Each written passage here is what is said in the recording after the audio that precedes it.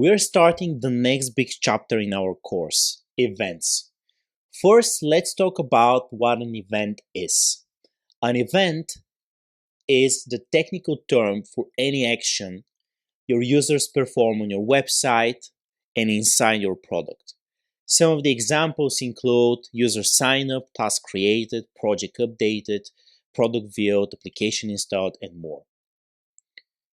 To keep your data clean, we generally suggest that you stick to this naming convention for your events. So you first have the object, user, task, project, team member, product, application, and so on. And then you have the action, signed up, created, updated, invited, viewed, installed, etc. User events are critical for the execution of your behavior-based emails because behavior-based emails are sent when people perform specific events or fail to perform specific events. The most typical example is when a user performs the sign-up event, you want to send them a welcome email.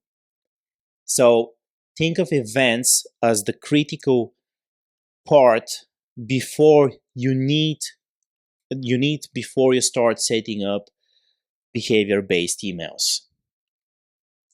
So here is the place where we need to open a big note about page visits and email activity actions when it comes to Encharge. So page visits and email engagement actions like email opens, email clicks, and so on could also be considered an event because these are actions that people perform. However, in Encharge, these two types, page visits and email actions, are automatically tracked and come out of the box with Encharge. Also, they work in a different way than other events, and you don't have to set them up. You don't have to work with your development team to be able to automate things based on page visits or email opens, email clicks, etc.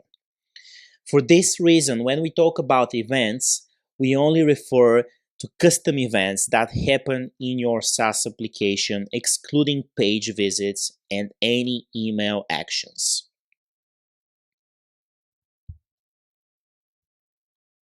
Event properties. It's important to discuss properties because they're an essential part of each event. Each event can have a set of different properties. These are the additional details about the event. For instance, the event task created might have the properties task type, time of creation, task priority, team member, signee, or something else. Another example is the signed up event, which contains properties about the user that has signed up, like the email address, the name, the company of the user, or any other information you collect during the sign-up process. Each event sends values with their properties that you can later use to personalize emails and flows in Encharge. For instance, you can build a flow or an email only for people that speak English. So if you collect the language of the user in the signed up event as a property, you can use the value of that property, the language property, and then personalize and build a specific flow that is aimed at English speaking users. Identify events. An identify event is a special type of event that identifies users in your app.